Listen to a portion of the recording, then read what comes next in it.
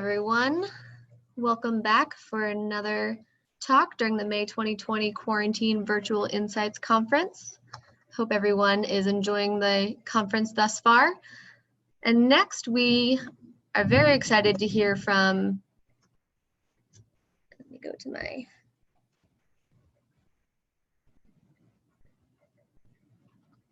there we go. From Kendra Speed, who is the head of customer strategy and insights at Dropbox.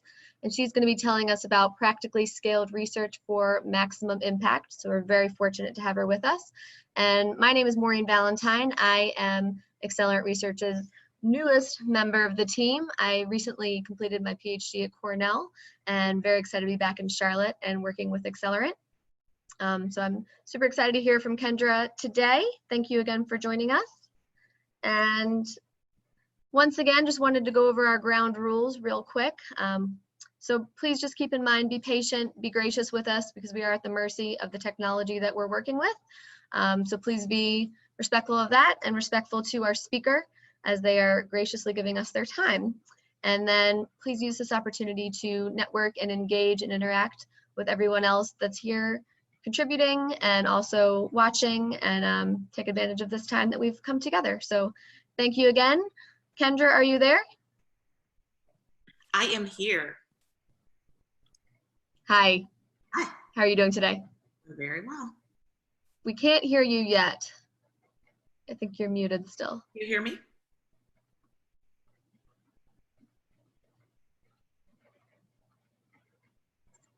Still can't hear you. Okay, I see the people, everyone else can hear me. Oh, they can hear fine. Okay, so it looks like everybody else can hear. Maybe it's just not me. Okay, very good. Well, I will stop sharing my screen and then I'll let you share yours.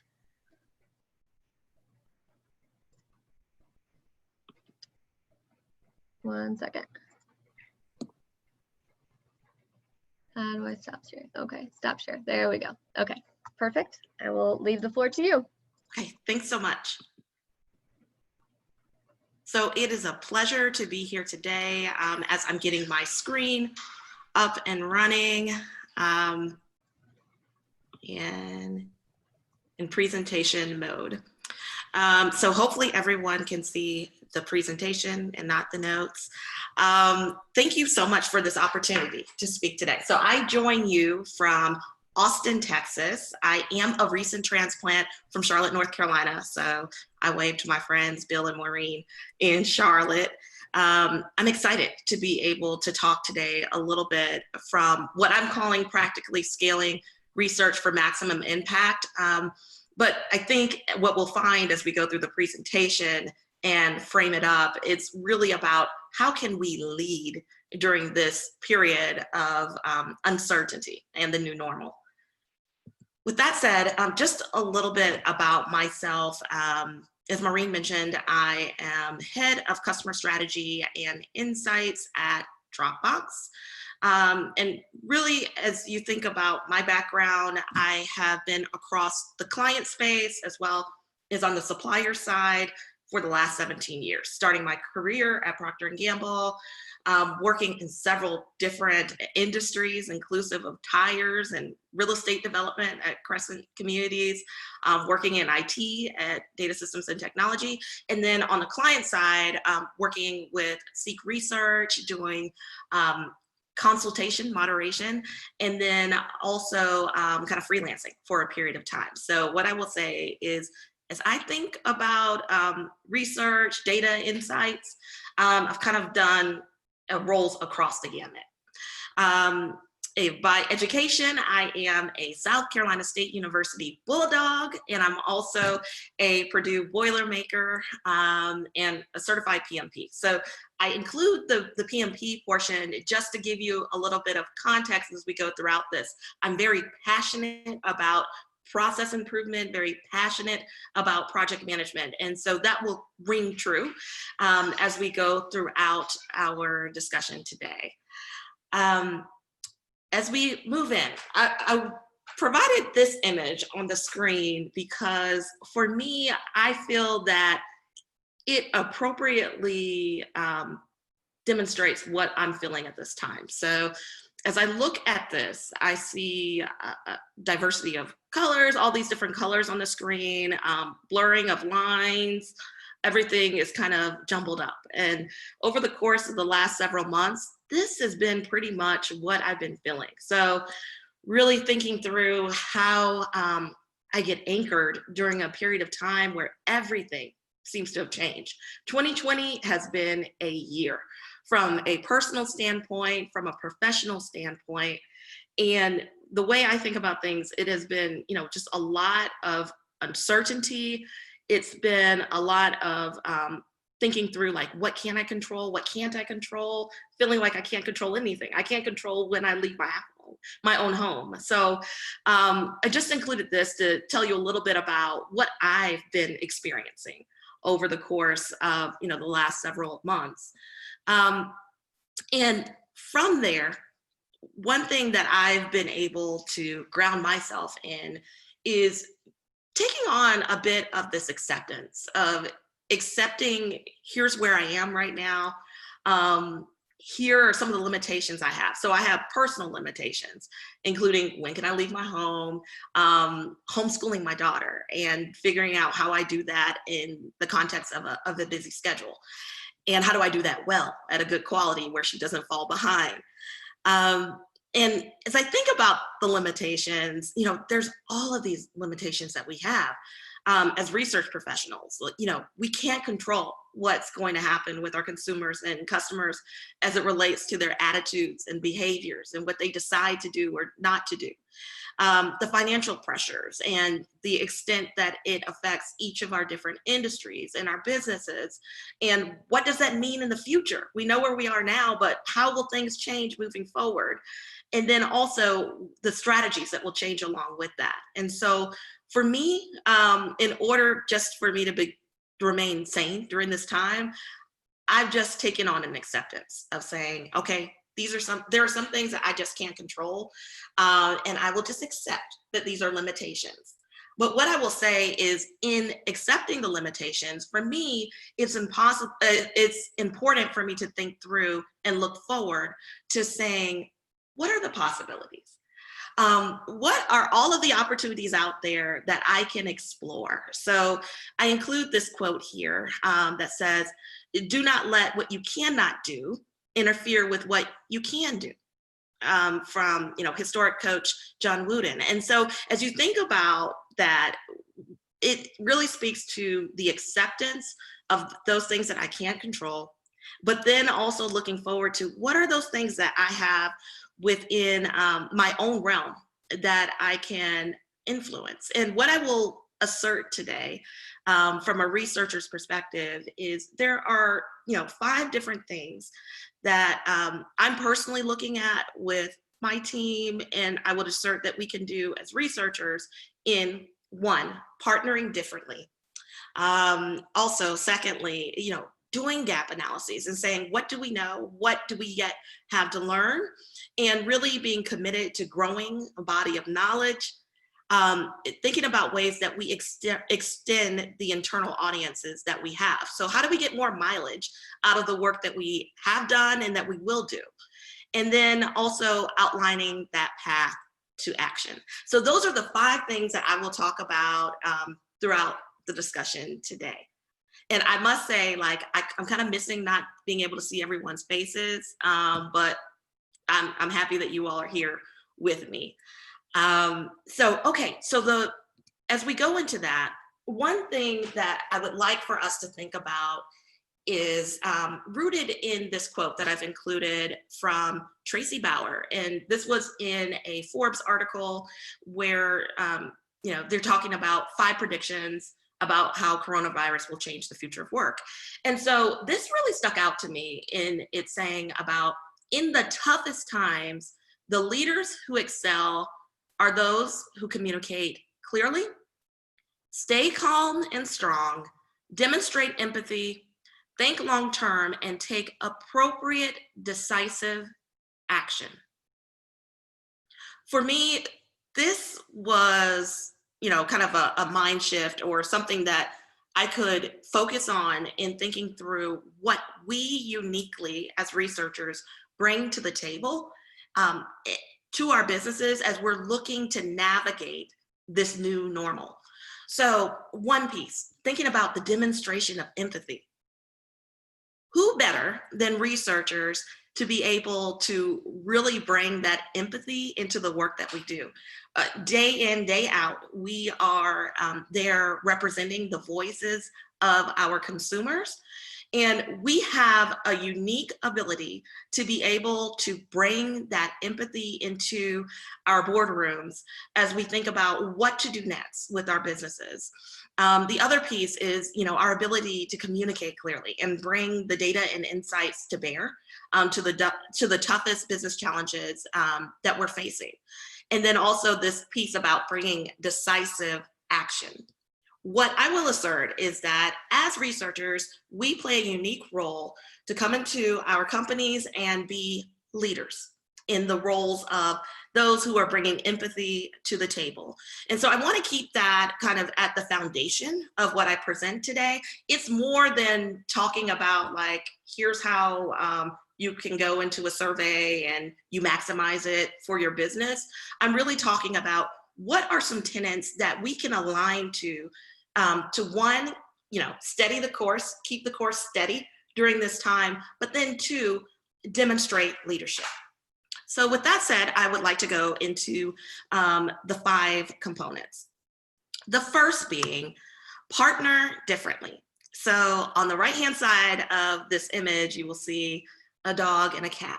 I think about, oh, this is an unlikely partnership. But, it seems to be, enjoyable, and it is surprising. What I will say is, in thinking about how to partner differently, I've provided a few examples here of how I think are, low-hanging fruit for researchers as we think about how we might partner internally. So the first here, bringing together behavioral analytics with attitudinal insights, and how do we do that consistently? Secondly, leveraging the feedback loop from customer service to marketing and sales. So really thinking about counterparts in customer experience. And then how do we bring that pulse of what customers are saying today, the types of issues that they're having, the questions that they're having, and bring it back into the organization so that we have that feedback loop. And then thirdly, being able to integrate learning plans across very upstream work all the way down into delivery, and saying like, how do we partner to be able to better maximize the resources that we do have? With that said, I would like to go into talking a little bit about what that could look like. And we'll follow a similar type of cadence as we go through each of these. What it looks like for partnering differently is lean in, synthesize, and model. So when I speak of leaning in, it's about exploring partnerships with teams who provide complementary data and insights. So just sitting down and talking to people and saying like, okay, what do you have? What are the challenges that the questions that you're asking right now? And thinking about how there might be this complement of bringing those together. Also demonstrating the value that a partnership might provide. So sometimes we might end up in situations where we say, yeah, like I definitely want to partner with that group. I think that there is a lot that we can maximize together, but there might be a reluctance of either, thinking about how much time it might take, or the challenge of thinking about it differently. What I will say is it goes a long way for us to be able to demonstrate what a partnership might provide. So picking, low-hanging fruit, or looking back to former projects and thinking about how they could have been enhanced by having a different data set to really round it out, and being able to demonstrate that in order to gain that partnership. Also, synthesize. So, seek existing and emerging information that add texture. So, as we're going through and delivering learning to the organization, really seeking to uncover what else may exist that provides additional insight to what we're delivering. And then also bringing together seemingly disparate data to frame the story. As we talk about model, that looks like documenting the partnership and the business impact. So once the partnership has occurred, being,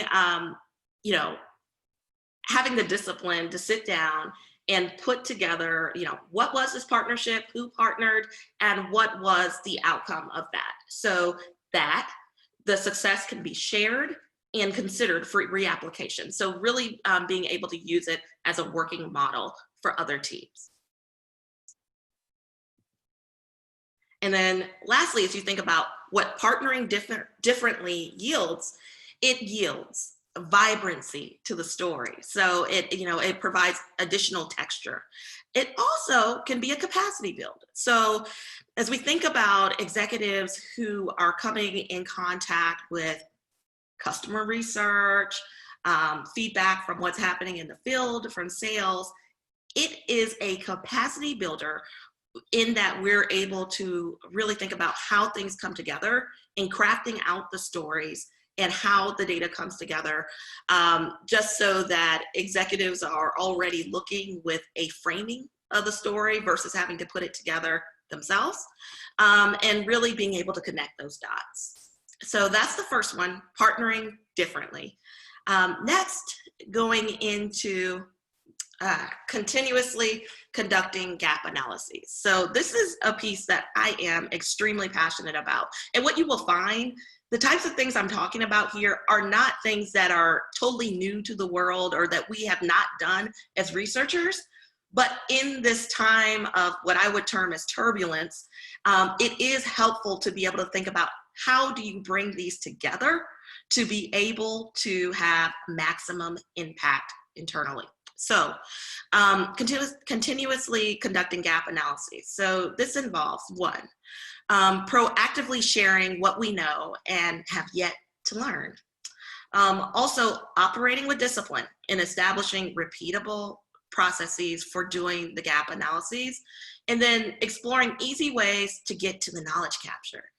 And lastly here, transforming the static analysis to a strategic enabler. What I will say is, oftentimes we're doing point in time gap analysis and not as often going back and leveraging that as a tool ongoing. There's a lot to be gained in being able to think about that operation with discipline and bringing that to bear as we embark on new business questions. So what it looks like is format, process, and institute. As it relates to format, it's really developing a template that can be broadly implemented. So in doing this broad implementation, it's identifying who else might be able to input into the gap analysis and at what points does that integration occur. So this is not to say that it should be solely the research team coming up with that gap analysis. It should be something that is shared across the team. Secondly, process. So first, establishing what role gap analysis plays in the overall multifunctional team process. So establishing that gap analysis happens early in the project lifecycle, where we're able to say, what do we already know and what is the additional learning? And then aligning as a research team to the practice of gap analysis. So really saying, this is something that we view as a strategic enabler. This is something that we're going to do consistently, and holding hands to say that we're doing that across the spectrum of research projects. And then institute. So continuously implementing the practice of gap analysis. It's not a one and done, it's this continuous process. And also developing a mindset of gap analysis among the team. So it goes beyond having a framework to work from, but it also becomes a part of the discussion and a part of the way that the team approaches the work in thinking about, what do we already know? What might we need to reconfirm or validate? But where are the gaps in our understanding, so that we're really focusing in on what the learning plan looks like? and what it yields. So, really doing this gap analysis yields a discipline. So putting this into place and making a part of the team process and a part of the culture, have discipline. And then it also creates this growth mindset of where we are building a body of knowledge. And so in saying a body of knowledge, that takes us to the next component, which is growing knowledge. So in knowledge growth, it's really about framing existing category understanding in the evolving market reality. One thing that I've noticed over the course of the last few months is that our industry has really stepped up as it relates to being able to provide an overall landscape assessment of what's going on right now. So getting into ongoing studies to be able to understand consumer and customer sentiment, being able to understand or being able to project out into the future what consumers might do as it relates to their spending. And so I think it is important to look back at everything that we know about our consumers in the categories in which we play, and being able to frame that understanding within the context of our current market reality. Secondly, we must invest wisely in places that offer the greatest business impact. And then thirdly, championing opportunities for test and learn. So in the environment of where we might not always have all of the resources to field new research, is also thinking about what are the possibilities that exist as it relates to testing and learning? How can we execute and learn along the way, and be able to get into this continuous improvement mindset, and be able to arm our business partners with tools, metrics, frameworks that help assist in this process of testing and learning. What it looks like is, one, let's baseline. Secondly, let's share, and then let's build. So in that baselining, it's about documenting what we already know and mapping that to the core data set or insight.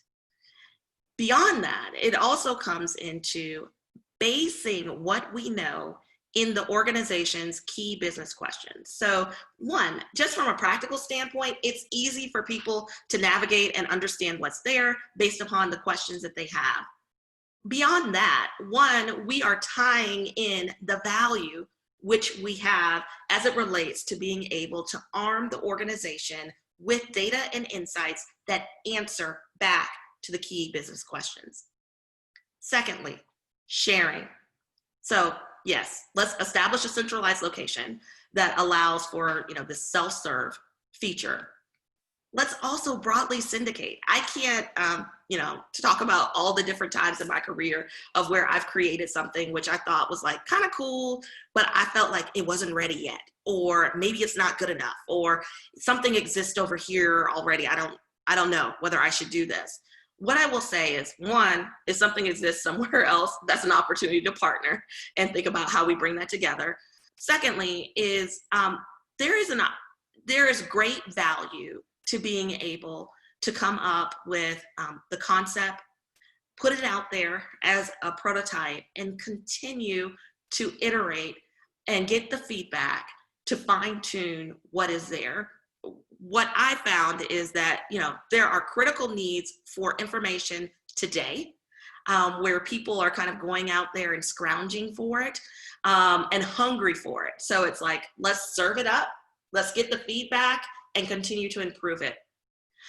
And then thirdly here is build. So one, establishing a process for ongoing validation, synthesis, and update of the knowledge base, and also encouraging ownership in the growth and application of knowledge. So I see that as being important. So while research can play a leadership role in coordinating and making this happen, it is important that across the organization, there's this mentality that we are all growing the body of knowledge, and where people feel free to input to that. Now, there must be some type of process where we're validating that these are indeed the right data points and insights to answer to the business questions, which we baselined. But it's really about like, how do we democratize this process, the self-serve feature of data and insights. So what this yields is one single source of truth that people can come to. And then also, yes, this democratization of data and insights, and really being able to demonstrate this insights to action, actionability against the key questions that our organizations have. With that, I want to talk a little bit about, in thinking about maximizing, how do we get more mileage out of the work that we're doing from day to day? And what this looks like is extending the internal audience. So first, identifying the primary and secondary audiences and the related plan for socialization. So we have to go beyond saying like, oh, here are all the people that might be interested in what I'm doing, but then also sitting down and saying like, what does that plan look like? How am I gonna get this in front of them? What's the best way? Is it by just sending, an email? Is it about having a specific share out with a specific objective for that specific audience? Secondly, leveraging advocates and stakeholders at critical project points. So I'm sure that as you think about your organizations, there are leaders there who have visibility over more than just what you might be responsible for. And those are excellent partners as we think about really gaining more insight into what the organization is grappling with, and being able to leverage that in thinking through, one, how can you get that insight from these executives, but then also thinking about, okay, so how can I leverage that relationship to help in being able to further share throughout the organization? And then tailoring data and insights to the learning needs of non-primary stakeholders. What this looks like is probe, confirm, and maximize. So in probing, some examples of that could be just setting up a virtual coffee chat with a related function to identify greatest areas of learning. Like, what are they hearing? What are some of the things that they're grappling with? Even coming up with hypotheses on, here are some people that I would think would be interested in these types of insights, and doing the touch points to understand, again, how this relates to work that's already been done, and then where are the gaps in understanding. Also, sharing existing knowledge toward priming the conversation for what's next. So being able to come to the table with, hey, here's some interesting things that we've learned over the course of the last quarter. What do you think of this? Is this something that helps your team? What other questions does this raise for you? And then being able to bake that back in to primary learning plans as you think about other questions you might answer, or other applications of what you're already learning. Confirm, performing the strategy check, gaining executive endorsement, and envisioning the path to success. So, once we're doing all of this probing, it often elicits a lot of input that may or may not fall within scope. And it's really important to go back and go back to the strategy for the team, for the organization, and say, does this make sense in the context of what we've stated as our focus? Again, get the stakeholder engagement and endorsement for thinking about things a little differently, and then envision what that path to success looks like. So in planning that, and then moving to maximization. So exploring smart ways to leverage existing insights in a new way. And then also look for ways that you can enhance something that you're already going out there to learn about with minimal spend, but will have incremental impact to the business. And what this yields is it yields unlikely kinship. So, all of a sudden there are, more partnerships being formed throughout the organization. Surprising insights. So being able to apply insights that had one primary objective and then thinking about how it might apply to other teams might bubble up other questions, other insights for the team. And then business value. So thinking about ways of which we might be able to take something that was going to be an entirely different project, and which had similar business questions that we were able to fill within the context of one project. Yeah, so that's the immediate business value, but then also thinking about the output of that and the impact that it has on the business. Okay, so now going into the final one here, outlining the path to action. So the first point I have here is about beating down the research brief. That's one way I think about it, is saying, like, how do we take the business questions that we've been offered in our research briefs and just take it a step further with really delineating it down to the core business questions. Although I've been talking a lot of this about this from the client side, I will maintain that most of what's included here is transferable into the supplier side. Specifically, as I think about this bullet point, sitting in the seat of a supplier, it's sitting down and saying, like, okay, so tell me a little bit more about that. What will that help you do? And really getting down to those business questions also aids in being able to say, okay, what does our exit criteria look like as we get to the end of this project? In exit criteria is like, what do we expect to see? But then also, what is our success criteria? What looks like success here? Secondly is stepping into the insights and bringing them to life. And so this is about how do we go beyond the intellectual insight of data and insights of understanding what's going on with our consumers to really being able to apply it to our heart, our emotions, and then in our gut, and being able to bring that to life across the organization.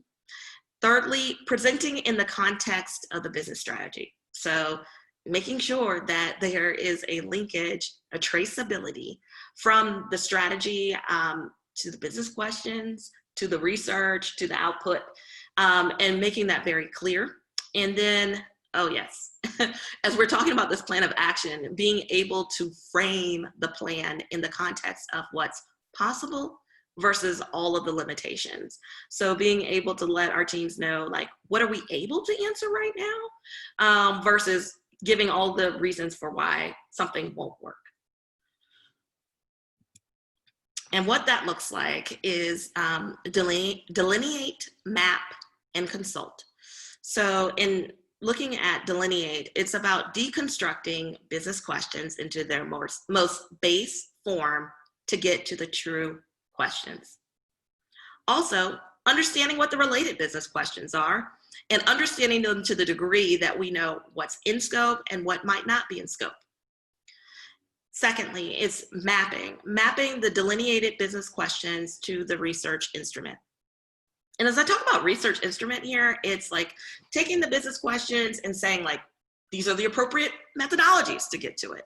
Beyond that, beyond the methodologies, being able to go into our guides, going into our surveys and saying, here is the direct mapping, here's the traceability of how we get from that question to what we're asking in the survey to what we are then going in to analyzing and presenting at the end of the day.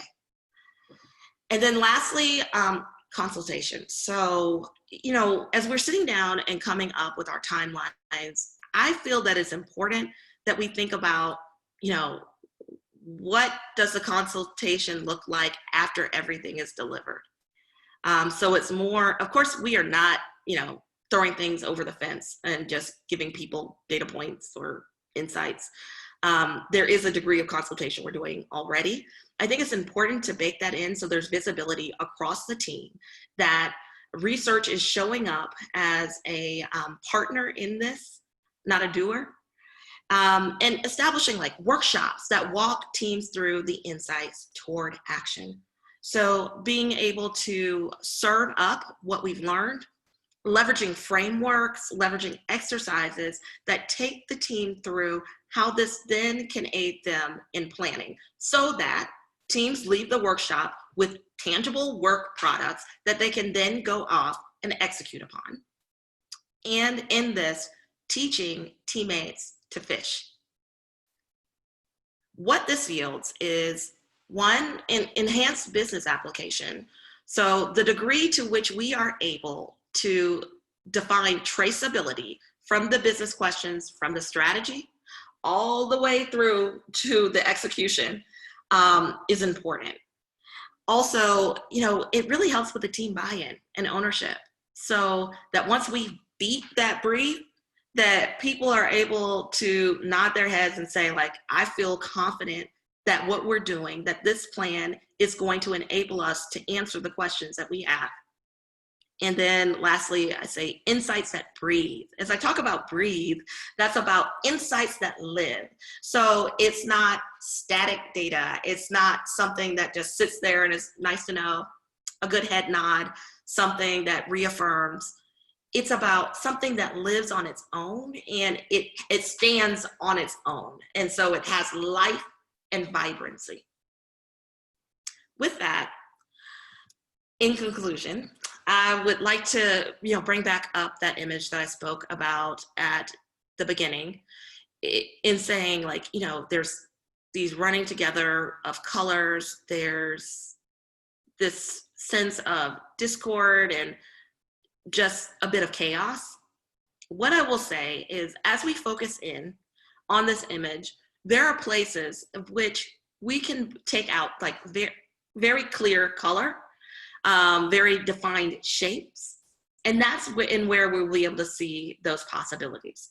So as you explore the possibilities, I encourage you to, one, partner differently, doing this ongoing gap analysis and really be thinking about how do we grow the body of knowledge, extending our internal audience so that we're getting more mileage out of what we are learning, and then outline the path to action. Let's walk our teams all the way through from definition of our problem or what we want to understand, all the way to how we execute upon it. And with that, thank you so much for listening to what I had to share. I welcome your questions.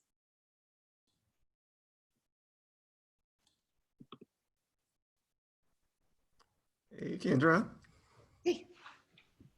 All right, so yeah, we have had a couple of questions coming through. Do you want me to ask them, or would you like to monitor yourself? Let's see, I'll look through it. Okay, so I see a question about, are there levels at which the insights can be brought to life? What does that look like in the various levels? And what do you feel are the best practices in making sure non-researchers are using relevant data and information? So I'll take that part of the question as we think about, best practices. One, I think it's important that we help our non-researcher business partners understand the basics, like where is the data coming from? Where are the insights coming from? What was the methodology used to be able to elicit all of this? Also being able to provide like quick tools for them to be able to say, like, how do I analyze this? How do I think about, statistical significance? What does that mean? What are the best practices in looking at that? I think the other piece is framing what we have in a way that is digestible. So I think it's important to think about your own organization and the type of data that you have. As I talk about democratization of data, it may not be for your organization to let people loose on raw data. It might be, presenting that in tabular form and having the aid for how to look at it. It might be synthesizing all of that so that it's very topical and it provides the answers to the questions. So there are, different ways of thinking about that. Having this consistent, so Charles is saying that, it would be, having a consistent vocabulary within the core and extended team. I agree. is, what does this mean? And being able to have that glossary for people to refer back to. I think it also does come with training. Training is key. And that goes back to my point about, like, we have to teach our teams to fish. I wouldn't say that we let them loose at the pond and say, hey, see you later. I think it's about sitting there with them, having those upfront sessions, onboarding people to what exists there, and also getting the input from them, because I think there is value in having non-researchers look at the data and look at the insights and ask some of the questions that we might take for granted and don't ask ourselves on a daily basis. I do think it's important that we make this simple and something that doesn't feel bogged down. So there is a simplicity to it as we think about how to roll that out. And I think it's checking in often and finding out how that process is working. Like, as people are extracting, is it something that they're seeing success with? Are there any hiccups along the way? Like, checking behind, and then being willing to step in and provide steering and direction along the way. Okay. So when you are partnering differently, what about, inevitably there's going to be, we hate change and the resistance that may come up. Do you have any tips for sort of navigating those waters? Yeah, I mean, and I can only give the tips from my own experience. I go back to the examples of the places where I've seen the greatest traction are the places where I was able to step back and provide the examples of saying, like, here's how it could work. What if we did? So it's taking that proactive approach and not just waiting for someone to accept the invitation to partner, but it's leaning forward and providing, some options and saying, like, hey, this could be a cool way that we could have taken what you shared and what we shared and put it together.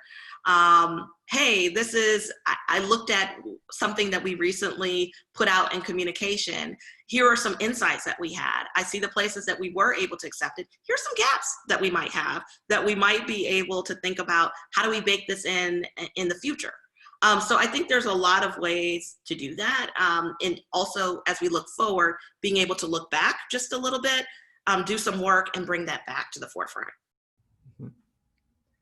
No, and it's funny, you mentioned it in your presentation, but, and I know that what you're speaking to is primarily within the corporate realm, but it's also true of, folks in my seat that are on the supplier side, and what we can be doing better to partner with, the folks that we support, down the food chain, as it were, right? Oh, I agree, Bill. I think almost most of these points apply. As I think about even like these macro market assessments that the suppliers are doing now, it's saying, like, how do we take what you're doing, off to the side, and then a custom project that I'm doing with you, and how do we bring this insight together? How do you bring what you know or what you've learned from working with me for the past 2 years together to bring it to bear on what I'm doing now? How do you probe me with the tough questions and really say, like, we don't understand this, versus accepting it, saying, like, this doesn't make sense. Like, we want to challenge you here. Didn't we learn about that in the last study? How is this building on where you need to go? So I also think, like, there's this call to action on the supplier side that helps also keep me as a researcher, focused on what I need to be doing. Beyond just the individual statement of work. Yeah. Any other questions?